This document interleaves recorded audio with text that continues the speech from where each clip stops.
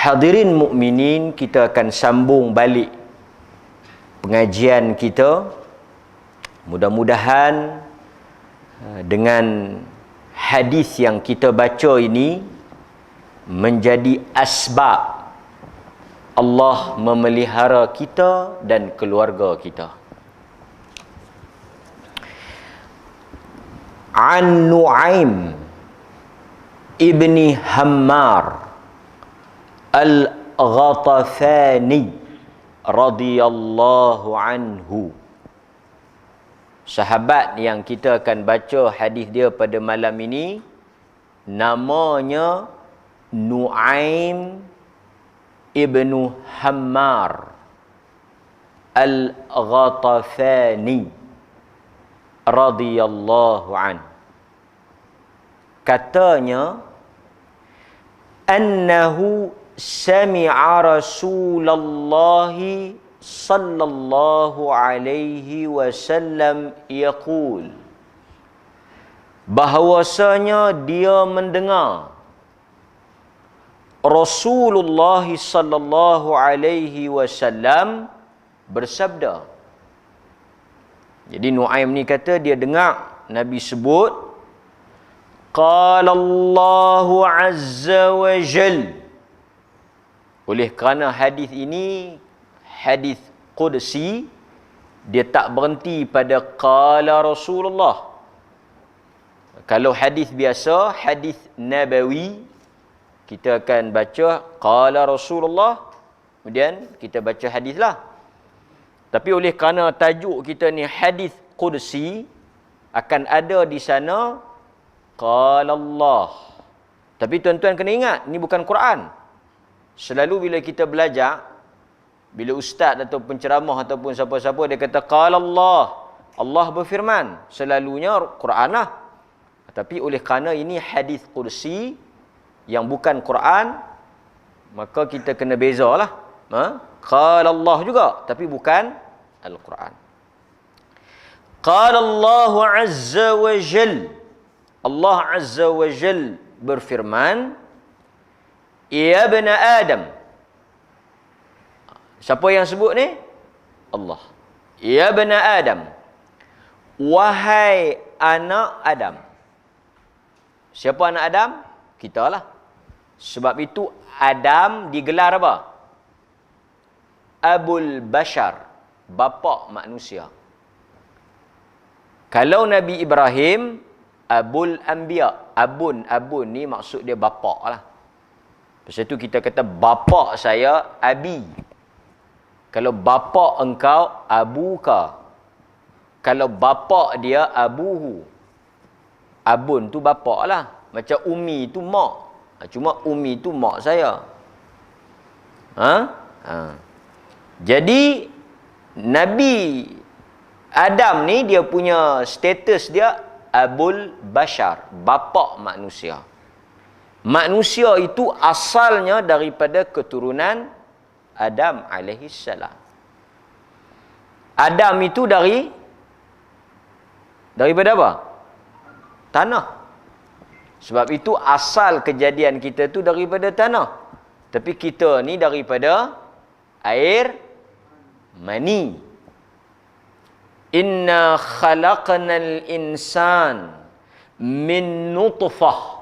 Quran kata, inna khalaqnal insan, sesungguhnya kami menciptakan manusia asalnya min nutfatin amshaj, daripada air mani. Asalnya daripada air mani. Tetapi usul kita daripada tanah. Sebab itu Allah kata apa? Daripada tanah kami ciptakan kamu, kepada tanah kami kembalikan kamu. Sebab itu sifat manusia ni dia kena sifat apa? Dia kena bersifat membumi lah. Jangan bersifat melangit. Boleh faham tak falsafah ni? Oleh kerana origin, source, kita punya origin, kita punya asal kita tu tanah, kena bersifat ketanahan. Betul tak? Betul tak tahu? Kena bersifat tanah lah. Tanah tu bersifat apa? Merendah, tawaduk. Jangan sombong. Tetapi asal tanah, tapi tabiatnya, sifatnya melangit, sombong. Itu tak betul lah. Nampak? Okey. Ya bena Adam. Adam. Adam. Allah kata apa? Dia panggil kita ni. So, kita yang dipanggil tu kena respon. Kena bagi fokus, kena dengar. Apa Allah nak kata? La ta'jis an arba'i raka'at min awalin nahar. Jangan kamu merasa lemah. Jangan kamu malas. Jangan kamu lemah. Jangan kamu abaikan.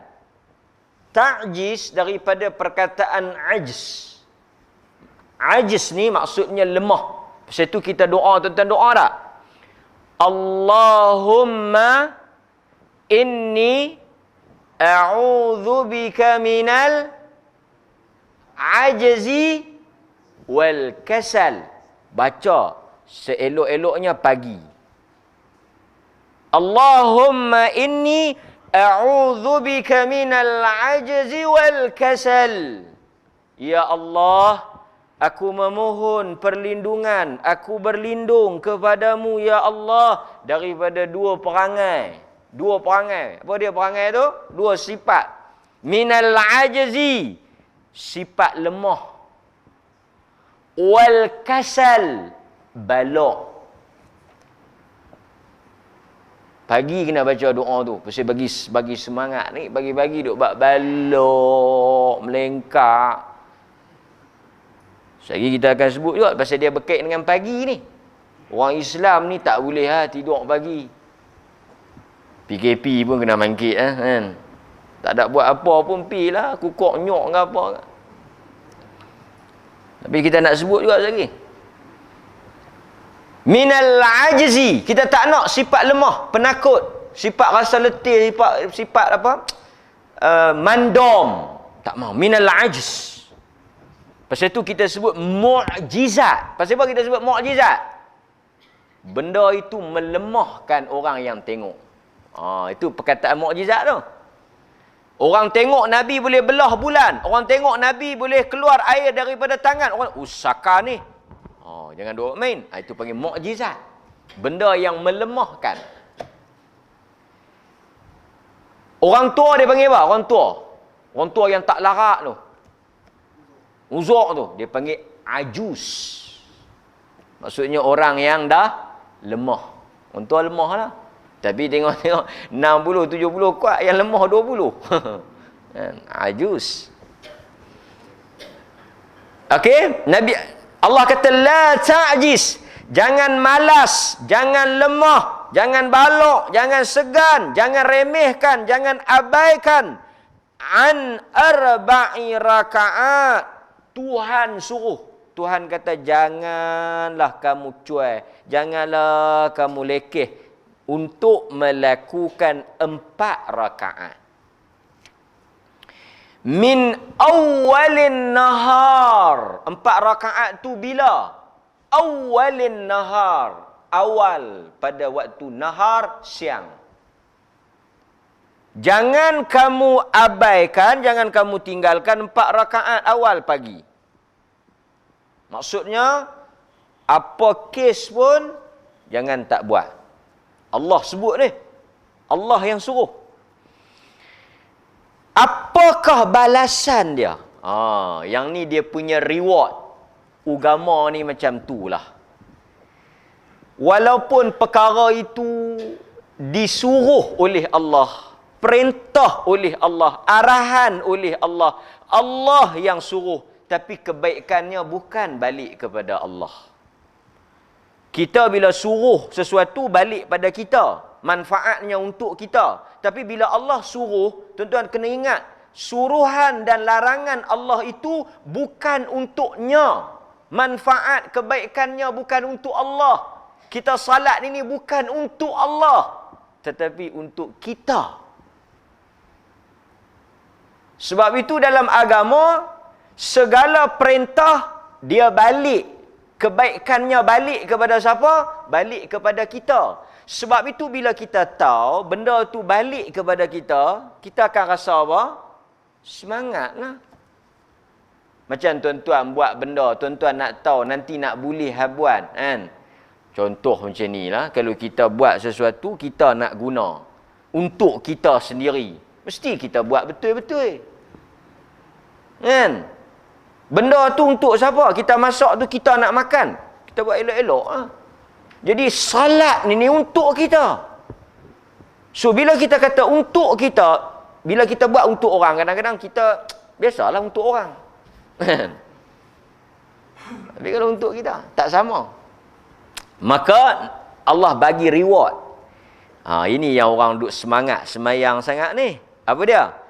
Allah kata, jika kamu lakukan 4 rakaat di awal hari, di awal pagi, akfika, aku akan memberikan kecukupan akhirahu, untuk engkau, untuk kita lah, sehingga di penghujung hari.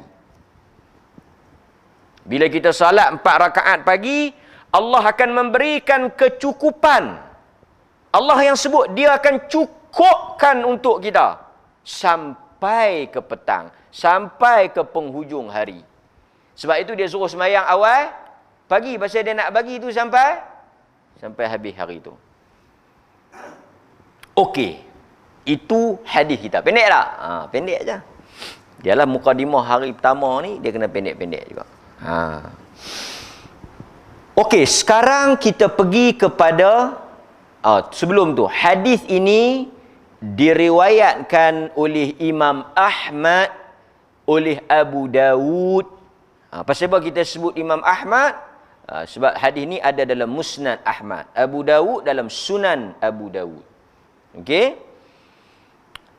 Demikian juga ada hadis yang sama maksudnya dalam riwayat Tirmizi daripada Abu Darda. Tapi cukup kita baca yang Nuaim ni. Okey. Syarah hadis. Ni tuan-tuan kena syarah sikit ni. Dalam hadis ini Allah Azza wa Jal sebut 4 rakaat di awal hari. 4 rakaat apa? Bagus. Kira tuan-tuan ni ada mazhab lah kan. Wa qad ikhtalaf ahlul ilm, telah berselisih pendapat di kalangan para ulama apakah 4 rakaat itu. Kepada sekurang-kurangnya 2 qaul, qaulain atau qaulan, 2 qaul, 2 pendapat lah. Yang tuan-tuan sebut tadi ni betul, cuma itu satu pendapat. Kurang-kurangnya ada lah. Janganlah tuan-tuan pergi kata 4 rakaat isyak. Tak betul ya. Tak ada mazhab lah kan. Ataupun tuan-tuan pergi kata 4 witir ke apa ke, tak betul lah. Tapi tuan-tuan teka duha tadi, ada memang. Pandangan yang pertama, al-murad, yang dimaksudkan dengan 4 rakaat itu salatul duha. Pasal apa tuan-tuan tuduh duha? Pagi-pagi. Kira tuduh tu ada peluru lah. Bukan kata tuduh ikut dan ya. Pasal apa tuduh duha? Pasal tadi ustaz kata awal pagi. Semayang yang orang buat awal pagi ni, nama dia duha. Penghujahan yang tepat. Pasal itu bila kita baca hadis, kita mau dengar sepatah-sepatah awal siang. Kerana awal siang tu sekali dia akan bagi apa? Hin. Semayang apa kita nak teka. Pasal dia tak sebut semayang apa. Dia hanya sebut 4 rakaat. Tapi bila kita tafsir, kita syarah, kita kata duha, apa tanda, qarinah yang kita boleh kata itu duha? Qarinahnya, tandanya adalah awal pagi. Ada tak lagi 4 rakaat awal pagi selain daripada duha? Ada tak? Isyraq, kalau ikut qaul dia masuk dalam duha jugalah. Selain daripada itu, Pasal dia ada dua pendapat. Bukan kata duha saja, ada dua pendapat. Pandangan yang kedua dia kata 4 rakaat juga, awal pagi juga. Apa dia tuan-tuan? Awal pagi yang tuan-tuan buat 4 rakaat. 4 rakaat that mean bukanlah maksud 4 rakaat tu semua, maksud dua-dua lah. So nak tuan-tuan nak dapat clue tu, ni pembayang ni. Bagus. Mungkin oleh kerana PKP duk baca kitab banyak sangat ke. Itulah pandangan yang kedua. Pandangan yang kedua, pembayang yang pertama pagi. Yang kedua 4 rakaat. Qaul yang kedua, dia merujuk kepada qabliyah subuh dan subuh itu sendiri. Tetap 4 rakaat dan masih dalam maksud awal pagi. So tuan-tuan kena ingat, di sini telah berpecah ulama dalam memahami 4 rakaat itu kepada 2 pandangan. Itu baru nama kata kita faham hadis. Bukan nama kita mengaji. Nampak? Okey. Boleh? So, sekarang kita pergi pula. Kenali siapa. Antara, okey, tuan-tuan yang pegang duha. Sekejap tak apalah, tuan-tuan nak ikut mana tak apalah. Yang pegang duha. Wahabi. Mana ada. Yang pegang kata 4 rakaat duha tu, antaranya Al-Imam Abu Dawud. Yang riwayat hadis tadi. Al-Imam Tirmidzi. Al-Imam Al-Iraqi. Siapa dia Al-Iraqi? Guru kepada Al-Imam Ibn Hajar Al-Asqalani. Juga yang pegang pandangan ni Al-Imam Ibn Rajab Al-Hambali. Kira ini dia boleh kita katakan jumhur di kalangan ulama, mereka kata 4 rakaat tu duha. Maksudnya fadilat tu merujuk kepada duha. Walau bagaimanapun kita kata tadi, ada juga yang tak setuju, ada juga yang tafsir bukan duha, tapi sunat sebelum subuh dengan subuh tu sendiri. Masih 4 rakaat. Dan kita pun jangan main-main. Kelebihan semayang sunat subuh tu pun sakan. Subuh tu sendiri pun sakan. Siapa yang semayang subuh dalam perlindungan Allah. Siapa yang semayang subuh bakian, siapa yang bangkit semayang subuh, seakan-akan dia semayang sepanjang malam. Makna kalau nak banding subuh dengan duha, menang subuh. Yang kata 4 rakaat tu 2 qabliyah subuh dan 2 subuh, antaranya Syekhul Islam Al-Imam Ibn Taymiyah rahimahullah dan muridnya Ibnul Qayyim. Ini yang pandangan Ibn Taymiyah lah. Okey. Ustaz macam mana Ustaz? Nabi awak mana? Dua-dua tak ada masalah. Tapi barangkali bagi saya, yang Ibn Taymiyah ni lebih selamat. Pasal apa? Kebanyakan kita tang duha ni, kita mungkin jarang lah kot. Tak tahulah tuan-tuan lah. Tuan-tuan lah, tak tahu. Tapi yang subuh ni, takkan duha macam mana? Jarang-jarang Ustaz. Subuh, kadang-kadang. Ui, kacau. Banyaknya, dah.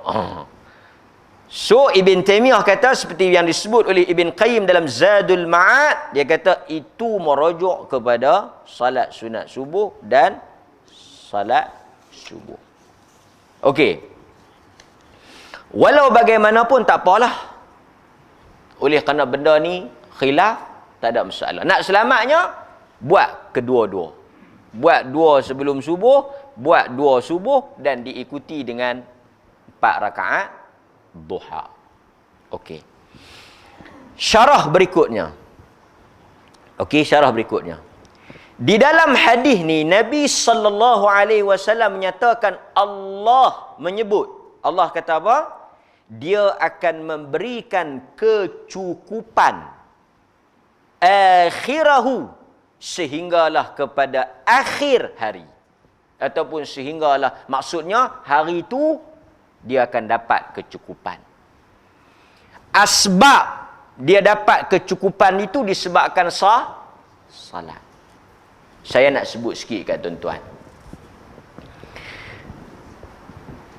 Apabila Allah dia kata dekat kita, hampa semayang, aku bagi rezeki. Hampa semayang, aku bagi rezeki. Hadis yang seperti ini memberikan satu penjelasan kepada kita, bagi kita faham apa dia. Inilah juga maksud yang Allah ajak Nabi tu, siapa yang jaga Allah, Allah akan jaga dia. Pasal itu tuan-tuan, dalam keadaan sekarang ni, dalam keadaan musim ujian ni, zaman dugaan ni, jagalah Allah banyak-banyak. Tuan-tuan tanya saya, nak jaga Allah Ta'ala lagu mana? Salah satu makna kepada jaga Allah itu, menjaga suruhan dan larangan dia. Maksud bila saya kata, jaga Allah betul-betul, jaga Allah sungguh-sungguh, maksudnya, apa yang Tuhan suruh buatlah, apa yang Tuhan larang, jangan duk beranilah nak pergi duk langgar. Apa yang Tuhan akan buat kat kita, dia jaga kita. Tuan-tuan duk dengar kan, kita jaga kita. Taklah salah perkataan tu. Saya faham maksud dia, maksudnya kita jaga sama kita lah. Bukanlah dia kata Allah tak, bukan dia tak beriman kepada Allah, bahasa.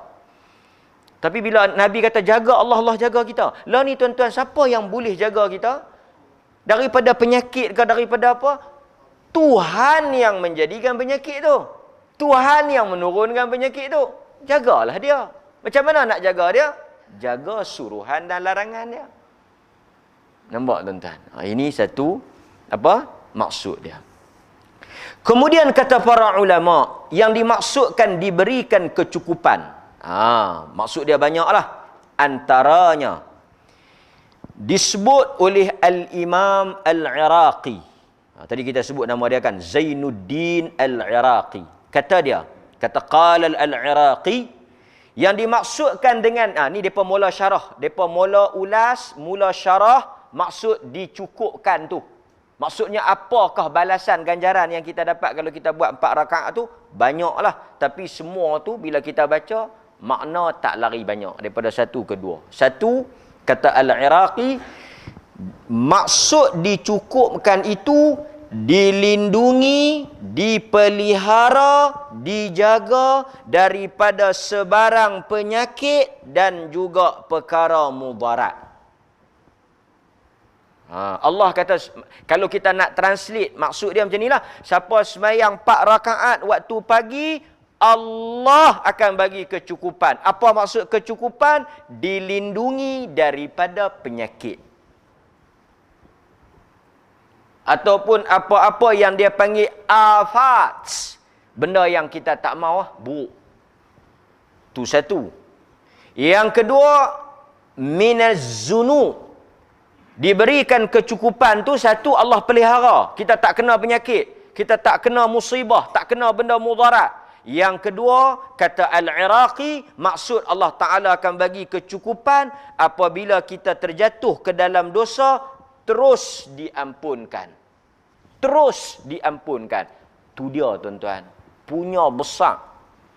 Allah kata siapa semayang, terus diberi kecukupan. Kecukupan tu maksud apa? Aku ampunkan dosa. Dia hari tu, tuan-tuan, dalam sehari takkan kita tak buat dosa. Tambah kalau kita keluar rumah, tengok yang nu ke, cakap yang ni ke, apa ke. Buat satu, kita dilorongkan tak jadi buat. Terhalang tak jadi buat. Kalau kita buat, Allah ampun, gugur dosa tu.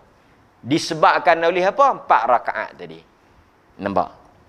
Itu kata Al-Imam Al-Iraqi. Kemudian kata Al-Imam Azim, Al-Azim Abadi. Kata Al-Imam Al-Azim Abadi. Yang ni dalam kitab dia Aunul Ma'bud, syarah kepada Sunan Abu Dawud. Okey?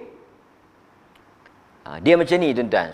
Ni tambahan lah. Tuan-tuan yang mengaji ni kadang-kadang dengar kitab ni. Bila kita baca Sahih Bukhari, bila kita baca dalam Sahih Bukhari itu dia ada hadis. Dia ada hadis. Dia tak ada syarah. Dia ada hadis ialah, tapi dia tak ada huraian. Nak tahu huraian hadis tu, dia ada dalam Fathul Bari. Ni saja saya bagilah kita duk mengaji ni, kadang-kadang kita dengar kitab atau. Jadi kalau baca Sahih Bukhari, kita baca hadis sajalah. Tak faham. Nak faham, baca Fathul Bari. Kalau baca Sahih Muslim, ada hadis ya. Riwayat Muslim. Hadis, semata-mata hadis. Tapi yang terang, yang syarah, yang hurai tu dalam Al-Minhaj. Nama dia Al-Minhaj Syarah Sahih Muslim. Kalau Fathul Bari tadi, itu nama kitab. Yang tulis tu nama Ibnu Hajar. Saja kita kenal bila kan, sebut bila. Kalau Sahih Muslim, nak faham Sahih Muslim, kena baca syarah dia. Al-Minhaj. Yang karang syarah tu, nama dia Nawawi. An-Nawawi. Dia yang syarah, dia yang karang, dia yang syarah, dia yang hurai. Kalau kita baca contoh Sunan At-Tirmidzi, yang tuan-tuan baca riwayat Tirmidzi, riwayat nama imam yang tulis tu Tirmidzi. Dia tulis hadis Sunan Tirmidzi, dalam tu ada hadis saja. Ada hadis saja. Nak faham hadis dalam Sunan Tirmidzi tu, kita boleh baca Tuhfatul Ahwazi. Yang tulis dia Al-Mubarakfuri. Atau kalau tuan-tuan tak baca tu, yang ni saya mesti tuan-tuan tahu .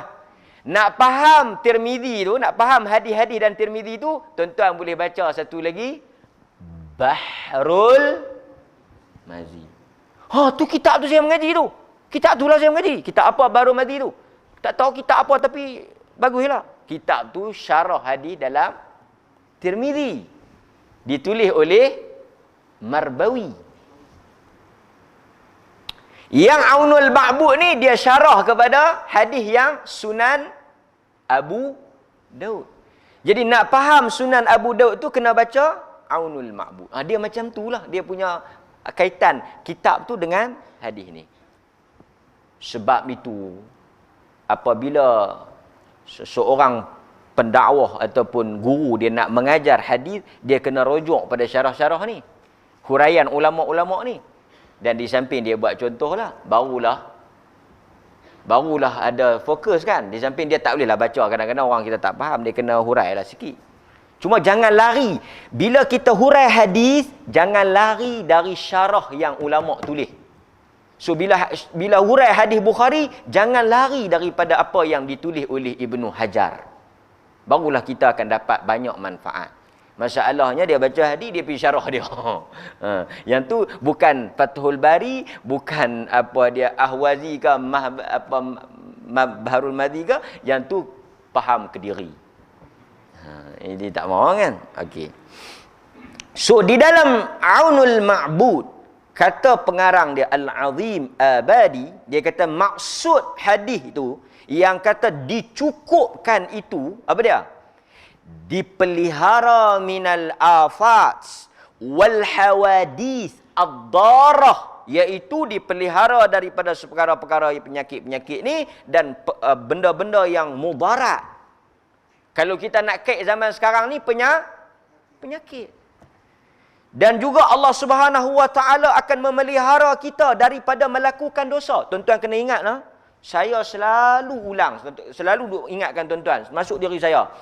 Apa maksud la haula wala quwwata illa billah? Apa maksud dia? Tak ada daya upaya kekuatan. Tuan-tuan kena ingat apa dia punya syarah dia. Kita dah syarah dah, ingat.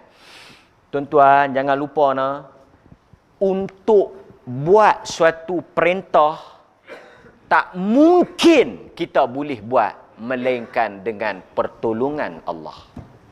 Tuan-tuan jangan sesekali duk berasa yang tuan-tuan semayang, bangkit baca Quran, puasa dengan kemampuan diri tuan-tuan. Kalla, sesekali tidak.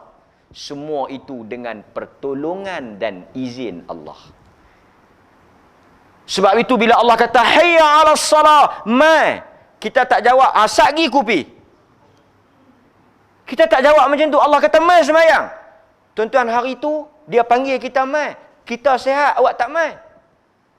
Awak tak mai. Depa tak bagi mai. Nampak? Kita duk rasa kita boleh pi, tapi tetap tak boleh pi. Pasal itu Allah ajar bila dia panggil kita mari salat, nak buat apa yang dia suruh. La haula wala, nak peringat diri kita, kau tak boleh buat melainkan jika aku memberikan kekuatan. Sebab itu bila kita boleh buat sesuatu yang Tuhan suruh, rezeki. Jangan kita besar diri, kita rasa kita boleh buat. Termasuk juga nak tinggal dosa.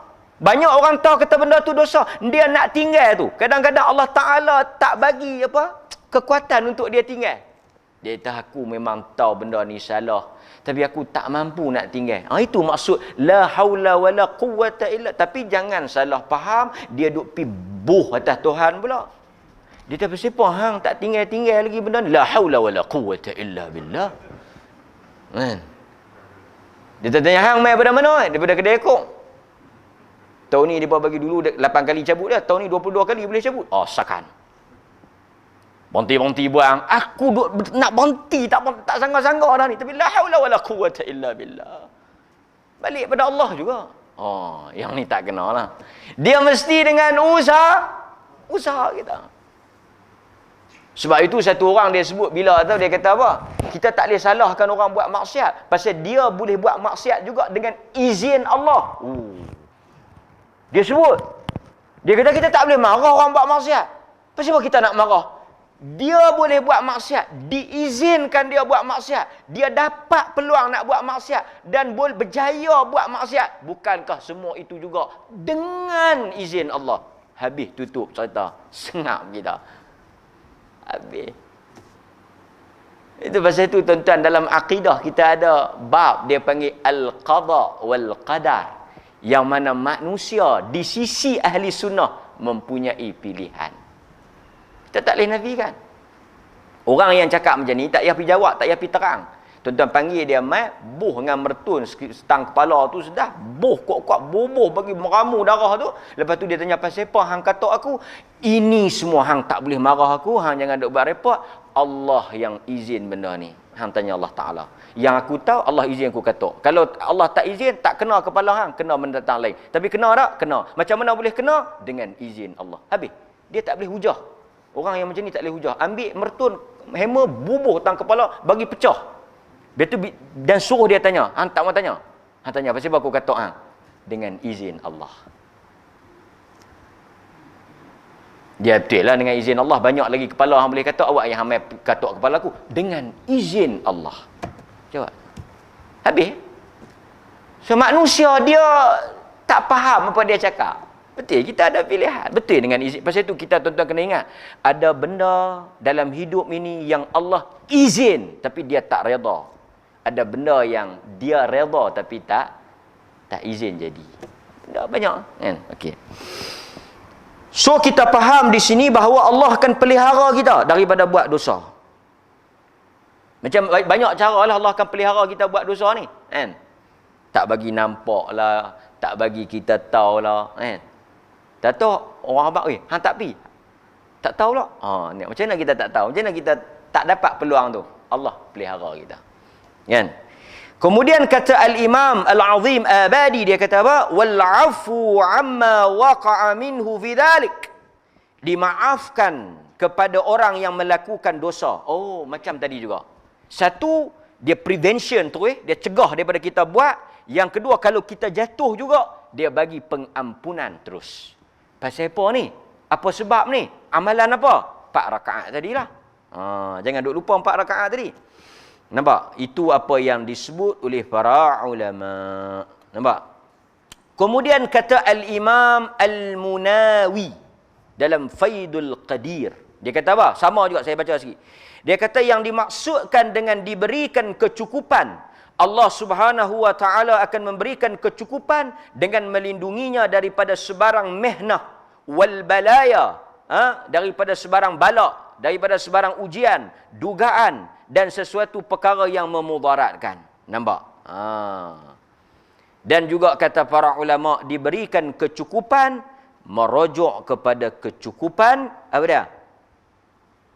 Rezeki. Allah ni bila dia susun bahasa tepat, pasal dia maha mengetahui. Bila tuan-tuan baca dalam semua hadis, tak kira lah Quran ke hadis ke sama ya, bila rezeki dia tak pernah sebut banyak. Tuhan tak pernah sebut banyak. Sekali Tuhan tak pernah sebut. Tuan-tuan cari ya. Dalam Quran tak ada, dalam hadis tak ada. Hatta Nabi pun tak pernah sebut. Apabila menyentuh soal rezeki, Nabi dengan Tuhan tak pernah guna perkataan banyak. Word, kalimah yang digunakan cukup. Sebab cukup Bukan maksud, tuan-tuan pun boleh syarah. Ha? Tak ada syarah. Ha? Cukup. Banyak tak semestinya cukup, betul tak? Sikit tak semestinya tak cukup. Sebab itu dia sebut di sini cukup. Dia tak sebut dia beri rezeki yang banyak. Pasal itu Nabi bila doa, ya Allah, Allahumma kfini bihalalika. Ya Allah, kau cukupkanlah rezeki aku dengan perkara yang halal. Sebab itu dalam rezeki tuan-tuan kena pasak dalam kepala, kena ingat sampai bila-bila kita bukan cari banyak, kita cari cukup. Yang kita nak masuk dalam hati kita ni rasa cukup. Bila mari perasaan cukup, Allah campak rasa cukup, dia tak langgar lah yang haram. Dia tak ambil lah yang haram pasal dia rasa cukup. Yang pi juga kedah yang haram tu pasal duk rasa tak cukup. Yang gila setengah kot jalan tu pasal apa? Pasal tak ada rasa cukup. Bila tak ada rasa cukup, hatta zurtumul hatta masuk dalam kubur pun tak cukup. Sebab tu Nabi kata apa? Manusia akan rasa tak cukup tu sehinggalah tanah memenuhi mulut. Kiasan Nabi guna tu, tanah masuk dalam mulut cukup. Pasal apa cukup? Dialah dah masuk dalam mulut, nak kata apa lah cukup. Sebab itu tuan-tuan, bila mari perhitungan rezeki, soal besarnya bukan soal banyak sikit tu. Bukan soal besar kecil tu, soal cukup. Pasal itu dia sebut di sini cukup. So nak bagi rasa cukup sebelum keluar pergi cari kerja, sebelum keluar pergi buat apa-apa urusan, sebelum tempuh penghidupan first day, awal early morning, salat rakaat. 4 rakaat. Mayang dulu, lepas tu kita keluar. Boleh? Dia rasa cukup lah. Kan? Nampak? Okey. Kita syarah lagi sikit. Apabila dia sebut 4 rakaat di sini, dia sebut 4 rakaat di sini, kita kena faham dia bermaksud dua-dua. Dia bermaksud dua. Ini dia panggil kaifiat. Kalau kita terima semayang subuh, tak ada masalah lah.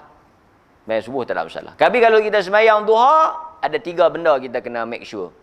1, masa mula. Bila nak mula semayang. Yang kedua, masa akhir. Dan yang ketiga, masa terbaik. Duha ni dia ada 3 masa. Bila boleh start mula semayang, bila lah kita semayang, dan bila the best, the right time, afdal, waktu yang kita boleh semayang. Okey. Tapi bila dia sebut 4 rakaat, bukanlah bermaksud 4 rakaat sekaligus. Maksudnya dua. Tuan-tuan kena faham, undang-undang besar semayang sunat ni, dua.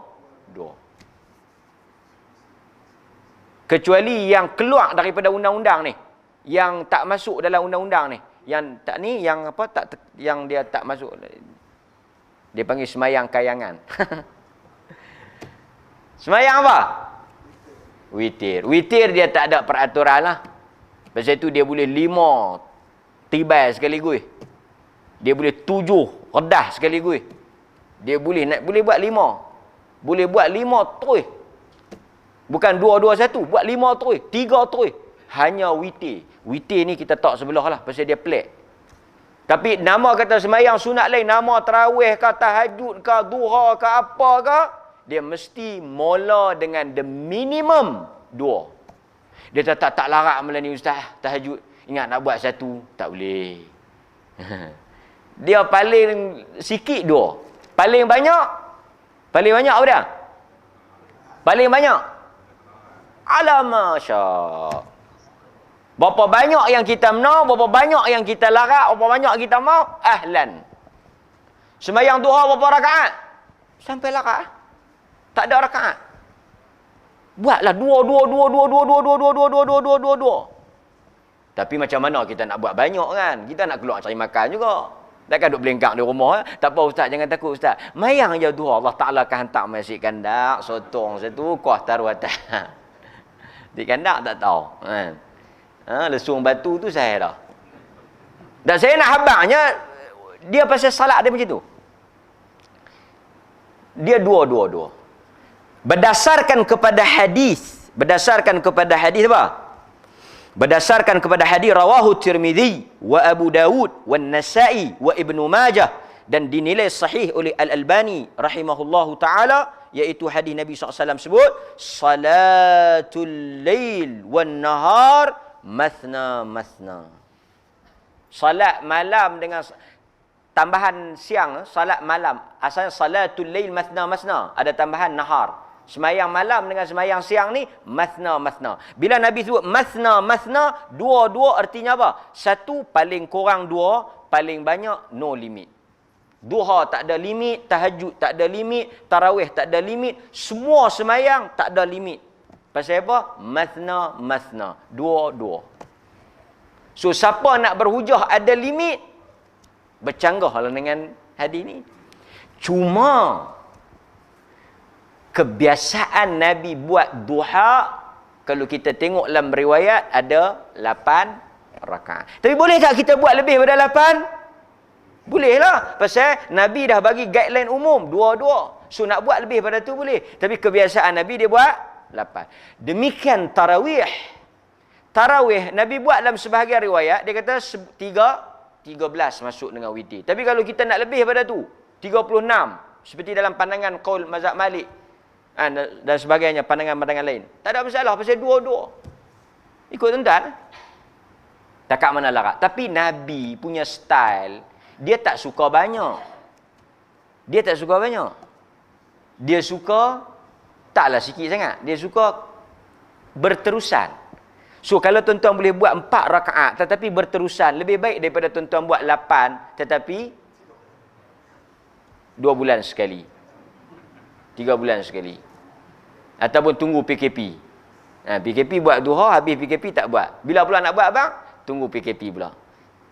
Dah. Maksudnya berterusan. Sebab tu saya kata, poinnya bukan pada adadur rakaat, bukan pada bilangan rakaat, tapi pada berterusan.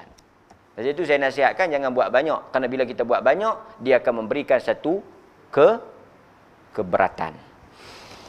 Okey. Dapat? Jadi selesailah. Duha kita boleh buat bila? Ni reverse. Benda tuan-tuan duk buat selalu dah. Dia bermula selepas daripada naik terbit matahari. Subuh bila? Subuh tulu' al-fajr. Naik terbit. Subuh terbit fajar, bukan terbit matahari. Subuh terbit fajar. Pasal itu kita puasa, kita kata apa puasa? Menahan diri dari makan dan minum serta perkara yang membatalkan puasa bermula dari terbit matahari. Bermula terbit matahari sakana. Terbit fajar. Terbit fajar menunjukkan masuknya subuh. Pasal itu kita kata lagi tak masuk subuh boleh makan. Pasal kita kata tadi mula tak makan bila masuk subuh. Pasal itu orang yang tak makan imsak tu dia salah. Salah pada takrif. Tanya dia, apa maksud puasa? Menahan diri dari makan dan minum serta perkara yang membatalkan puasa bermula daripada waktu imsak. Dia tak kata waktu imsak, dia akan sebut subuh. So imsak boleh makan tak? Boleh. Tak boleh makan subuh. Ni saya sebut pilah kan, dekatlah nak bulan puasa ni. Okey, so terbit fajar masuk subuh. Sampai bila subuh? Terbit matahari. Nampak? Bila terbit matahari, tuan-tuan boleh semayang tak lagi? Tak boleh. Tak boleh. Terbit matahari tak boleh. Ini sepatutnya, saya nak bagi tahu tuan-tuan lah. Siapa-siapa yang mengajak buat terbit matahari, terbit fajar apa semua ni. Matang ni tak payah syarah panjang sangat. Baca-baca sikit-sikit, skip lah. Pasal apa? Last sekali tak ada siapa pergi tengok matahari, semua tengok takwim. Kadang dia bahas terbit matahari sepanjang galah, sepanjang anak pacak main bayang apa semua. Tak ada siapa nak pergi pacak semua orang tengok tu takwim. Lah senang tuan-tuan tengok takwim lah. Cuma dia kata bila terbit matahari tu 10 minit lepas tu. 10 ke 15 macam tu lah. Rubu' suku. Terbit matahari ke apa? 7. Lah subuh lewat kan? Yang ni terbit apa ni? Azan tuan-tuan. Azan kan ni? Kita azan dulu, sekejap lagi saya sambung syarah hadis ni. Tak habis dah hadis ni, ada 1-2 poin aja lagi. Wallahu taala alam.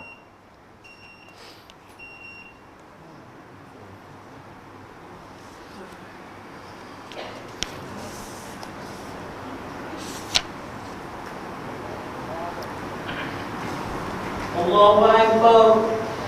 Allahu Akbar. Allahu Akbar. Allahu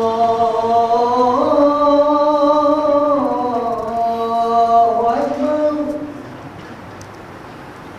Asyhadu an la ilaha illallah.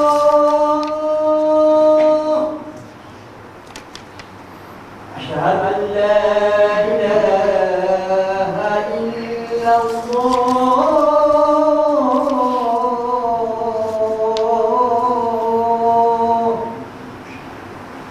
Asyhadu anna Muhammadar Rasulullah.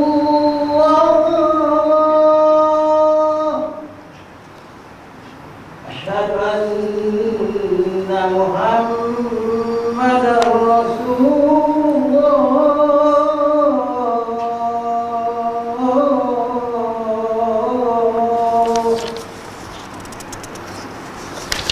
Hayya 'alal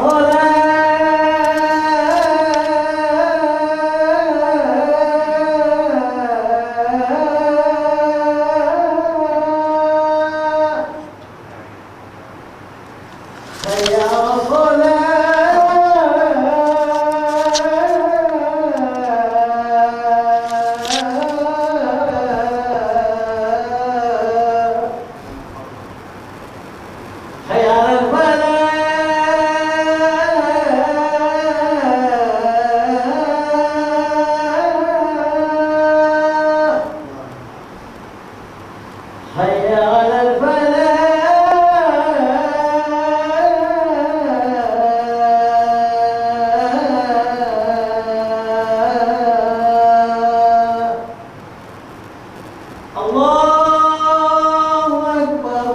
Allahu Akbar. La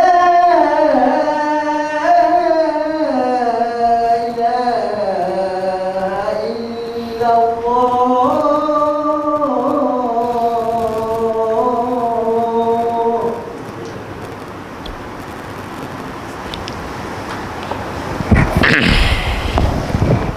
Okey.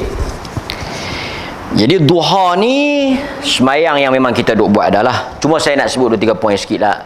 Ni benda-benda yang basic. Duha kita boleh buat bila naik saja matahari. Sebahagian ulama kata rubu' suku daripada naik matahari itu kita dah boleh buat. Naik matahari tuan-tuan tambah 15 minit. Rubu' sa'ah 15 minit tuan-tuan. Apa dia ni? Solat.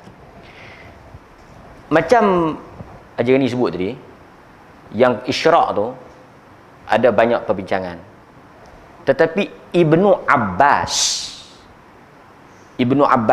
saya ambil yang Ibnu Abbas cukup lah, tak payah panjang. Dia punya pendapat, apabila orang tanya apakah itu sembahyang isyraq, dia kata Ibnu Abbas sebut, itulah sembahyang duha yang dibuat pada awal waktu. Itu tafsiran Ibnu Abbas. Okey, cukup. Balik pada tajuk duha tadi. Dalam hadis yang lain juga, Nabi telah sebut tentang kelebihan salat duha pada waktu yang terbaik, iaitu waktu matahari mula panas, menyebabkan anak unta berdiri. Mula dia duduk, lepas tu hangat, dia berdiri. Kita nak pergi duk cari unta mana berdiri. Kok apa kota Kayang ni hang ada belah unta awak, aku nak tengok dia mangkit ke robah, aku nak mayang duha. Waktu disebut oleh sebahagian ulama, tengok dalam tafsiran yang moden, yang lama, dia kata lebih kurang dalam pukul 10 pagi, the best time tu, pasal waktu tu panas. Akhir duha qabla zawal, sebelum matahari tergelincir, 15 ke 10 minit sebelum luhur. So very long, panjang. Tuan-tuan nak buat macam mana? Mayanglah 2 wanti sat, 2. Tuan-tuan selalu pergi macam mana? 2 apa tu? Dia bukan mesti kita duduk i'tikaf sampai habis dah. Maksudnya selagi dalam masa tu kita boleh buat. Kalau tak boleh buat awal, buat lewat, tak boleh buat lewat, buat dekat-dekat nak habis. Boleh. Dia tahu ni aku tak dam yang luhuk kalut duha. Oh. Janganlah. Tak dam yang luhuk pasal kalut duha. Tak. Okey. Saya nak sebut juga, duha tetap bincang panjang lah, tuan-tuan duduk sembahyang kak lah. Cuma saya nak sebut beberapa benda. Salat duha tak ada kaifiat yang khusus Nabi ajar.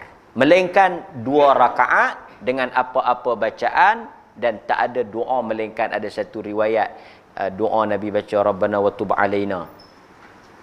Cuma saya ingatkan tuan-tuan, kadang-kadang ada orang petua baca duha wasyamsi wadduhaha juga tak ada dalam riwayat. Setengah orang ni tak mayang duha pasal tak faham surah duha. Wadduha, dia kata saya ustaz teringin nak mayang duha, tapi tak boleh pasal dia kata kena baca wadduha. Wadduha tu saya duk gagah apa yang mata wasyamsi wadduhaha tu tertukar pula. Kan. Tak apa, bacalah watin ke walas ke, tak baca apa langsung pun sah. Faqra ma tayassar, baca apa yang mudah, jangan duk buat payah. Okay, itu satu. Yang kedua, depa kata doa duha bagus kita doa, tapi doa umum tak ada masalah. Cuma lebih besar daripada itu, apa yang disebut oleh para ulama, kita kena rebut pagi tu. Sebab Nabi sebut dalam hadis tadi kata waktu pagi. So dalam hadis ni tuan-tuan tengok Al-Imam Al-Bukhari bawa satu hadis Abu Hurairah, yang mana Nabi kata, saya nak baca yang berkait ya, Nabi kata wasta'inu bil ghadwah warrauhah wasyai' minad duljah. Nabi kata, panjang hadis tu panjang, saya nak ambil yang kita punya point. Nabi kata, kamu lakukanlah ibadah, doalah kepada Allah pada 3 waktu. Kata Al-Imam Ibnu Hajar dalam mana? Fathul Bari. Sebab hadis ini Sahih Bukhari. Ibnu Hajar kata apa? 3 waktu ini waktu yang paling semangat dan terbaik untuk seseorang beramal. Pertama, ghadwah. Apa dia tu ghadwah? Ghadwah waktu pagi, awal pagi. Lepas itu kita baca bil ghadawi wal asal. Tuan-tuan, nawaitu sau maghadin ghadan ghadwah kan, besok pagi kan, pagi. Okey. Yang kedua, rauhah. Rauhah ni artinya apa? Waktu selepas tergelincir matahari.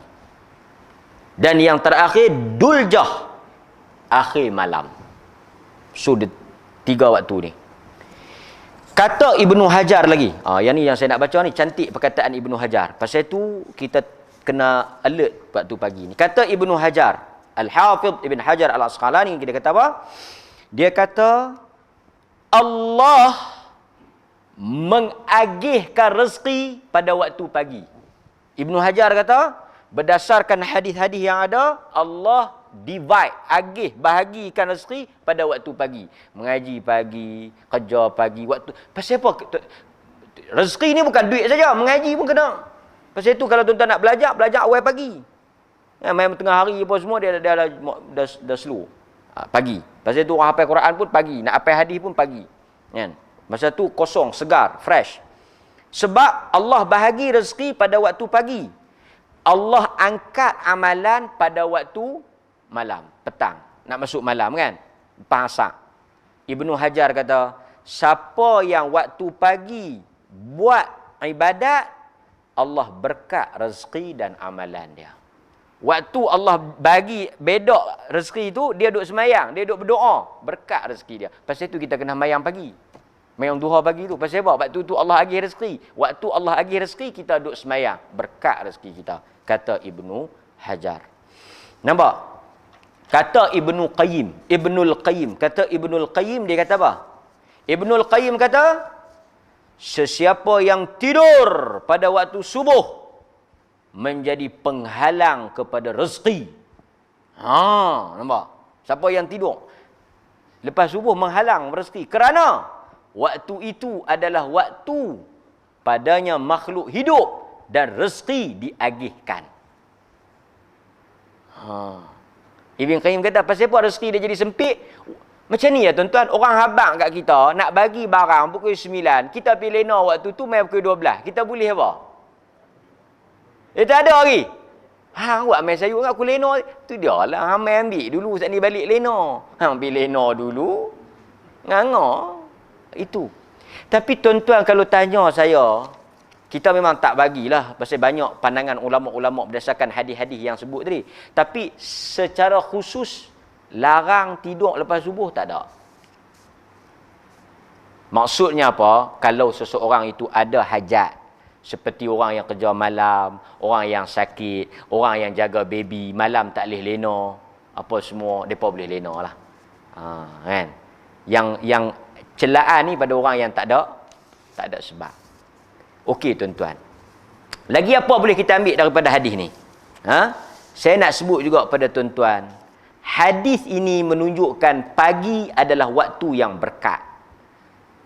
Pagilah waktu yang berkat kerana berdasarkan hadis daripada seorang sahabat Sakhar. Dia kata Nabi mendoakan Allahumma barik li ummati fi bukuriha. Pasal itu juga, ini juga dalil yang kata tak bagus kita tak bekerja pada waktu pagi, tak mangkit pagi ni, tidur pagi ni. Pasal apa? Kerana Nabi doa, ya Allah kau berkatilah urusan umat aku pada waktu pagi.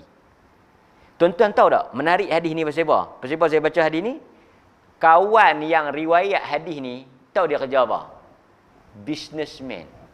Sakhar tu businessman. Dia yang riwayat hadis ni.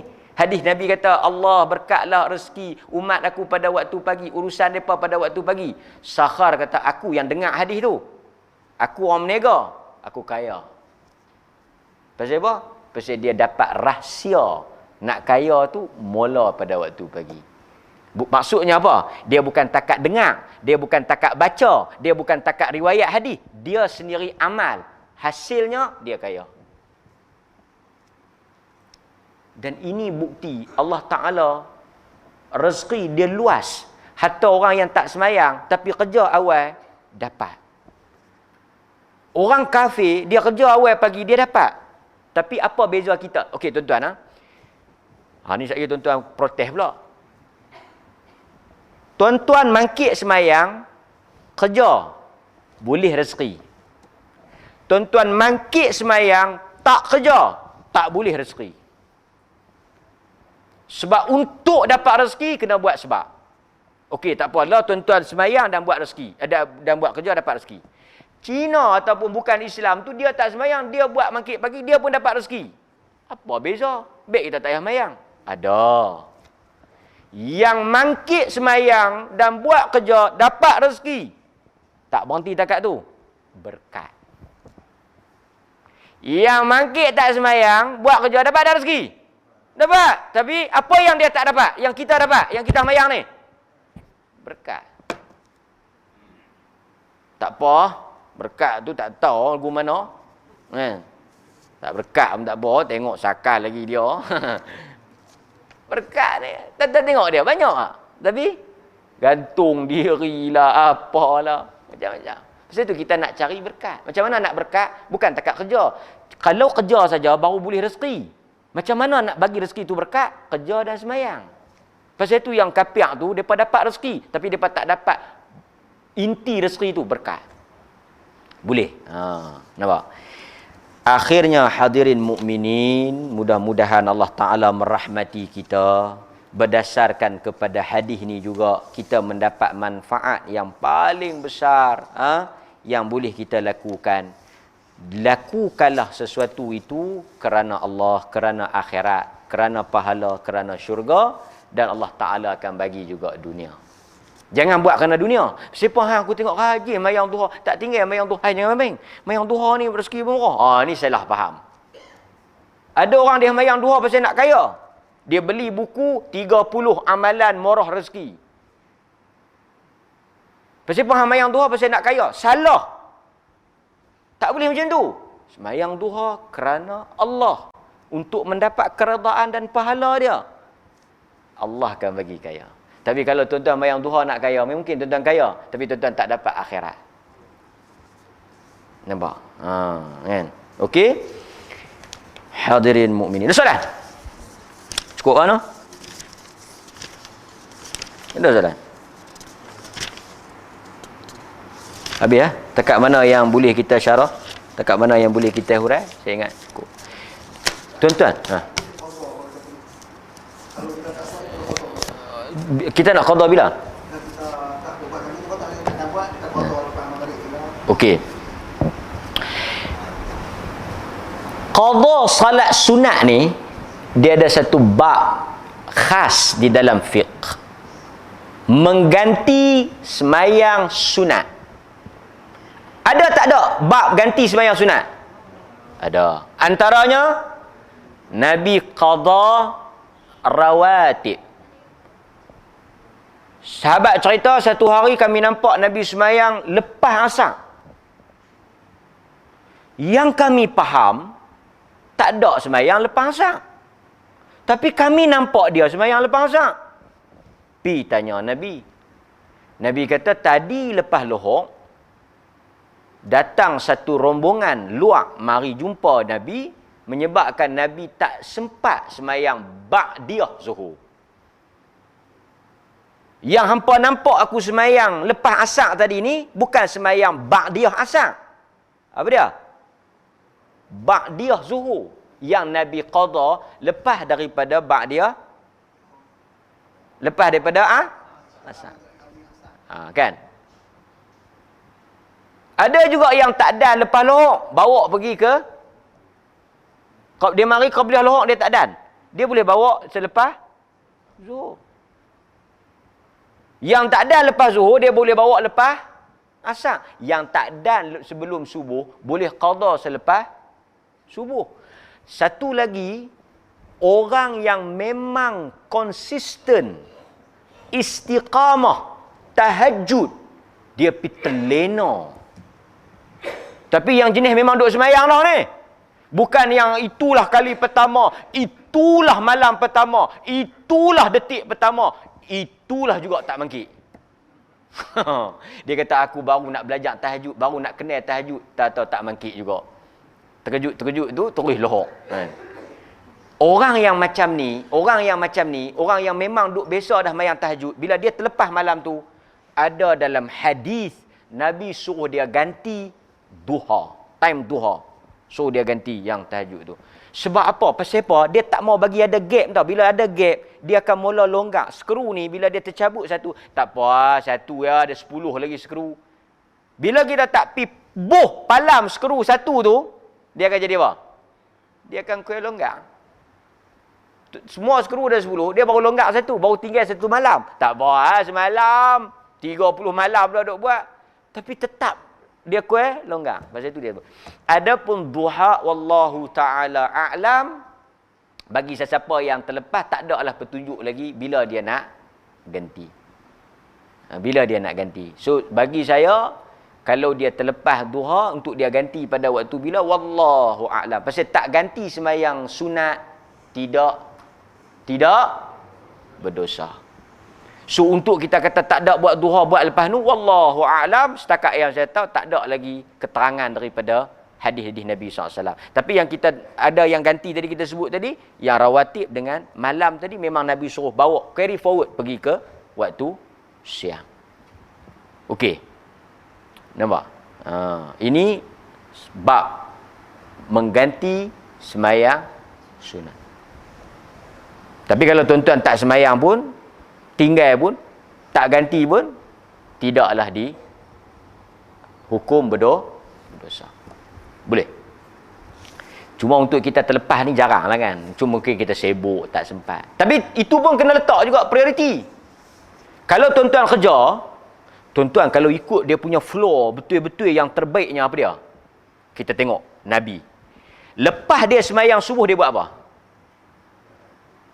Lepas Nabi semayang subuh, dia duduk sampai sampai terbit matahari.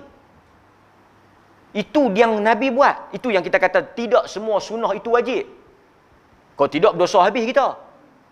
Lepas subuh, Nabi tak pergi mana-mana, duduk di masjid.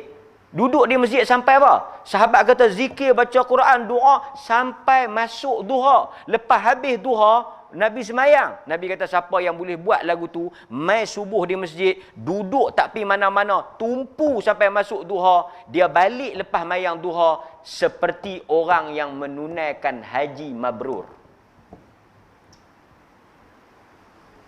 Macam mana tuan-tuan nak buat? Dia kata, Ustaz no, saya yang tak boleh mayang duha tu pasal lepas subuh nak kena hantar anak kerja apa semua no. Kalau dia kaedah dia mudah ya. Apa yang tuan-tuan tak boleh buat semua, jangan tinggal semua. So apa yang kita tak boleh buat semua, kita jangan tinggal semua. Kalau tuan-tuan tak boleh zikir duduk lepas subuh, saya pun tak boleh nak duduk tunggu sampai lepas subuh ada urusan. Maka bukanlah maksud kita jangan semayang duha. Kita semayanglah juga. Yang ni kita tak boleh buat. Dia kata yang ni tak boleh buat, nak buat apa duha tak ada makna dah. Itu satu bab juga. Dan orang yang kerja, bila dia nak buat? Dia masuk pukul 8. Dia nak buat bila?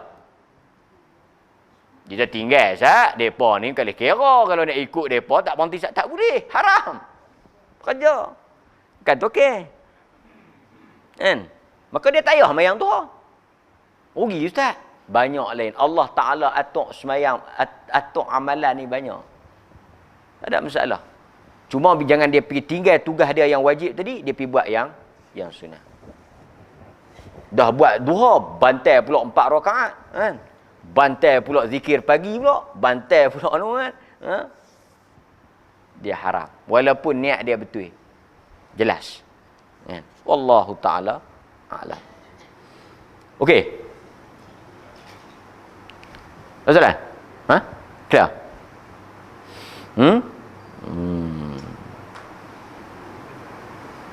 Boleh?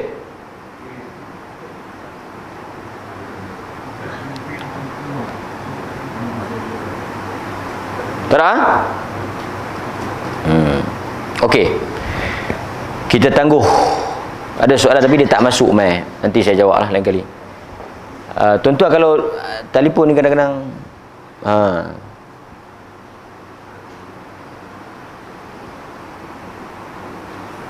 kelebihan salat memakai serban.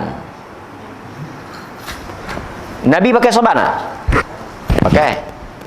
Hadis tentang Nabi pakai serban banyak.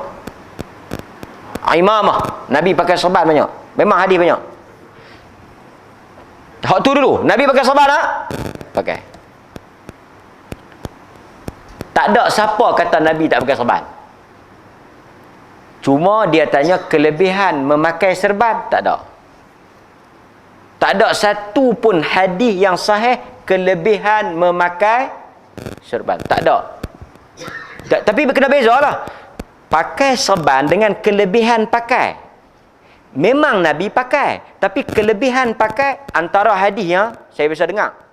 Siapa yang semayang pakai serban dengan siapa yang semayang tak pakai serban, beza dia 70 kali. Contoh semayang tak pakai serban dapat 1. Yang semayang pakai serban dapat 70. Hadis tu palsu. Hadis tu palsu. Tapi memang Nabi pakai serban, tapi Nabi tak pernah sebut kelebihan serban. Apa lagi contoh? Tak payah tuan-tuan keliru. Betul tak betul Nabi pakai jubah? Nabi pakai jubah betul tak? Ada kelebihan pakai jubah. Siapa pakai jubah, Allah Ta'ala akan kurniakan bidadari 70 orang dalam syurga. Kita kata kat dia tak betul, palsu. Lepas tu Nabi pakai apa? Memang Nabi pakai jubah. Tu pasti buat palsu. Hang tak faham. Pakai jubah tu memang pakai kelebihan jubah. Nampak tak? Sebab itu Nabi pakai capal, betul tak? Dia nak pikut tu. Nabi pakai kasut capal, Nabi pakai kasut tak? Ada kelebihan kasut? Tak ada. Jadi kita kena faham, memang betul Nabi pakai jubah, memang betul Nabi pakai kasut, memang betul Nabi pakai serban. Tapi ada tak Nabi habaq kelebihan kasut, jubah, serban? Tak ada. Maka tak ada lah kelebihan. Bukan maksud Nabi tak pakai. Nampak? Pasal bila kita kata tak ada hadis kelebihan serban, dia kata ni belungguk hadis Nabi pakai serban, ada serban kala hijau. Betul. Nampak? Wallahu ta'ala a'lam. Wassallallahu ala nabiyyina Muhammad wa ala alihi wa sahbihi wasallam. Walhamdulillahirabbil alamin. Wassalamualaikum warahmatullahi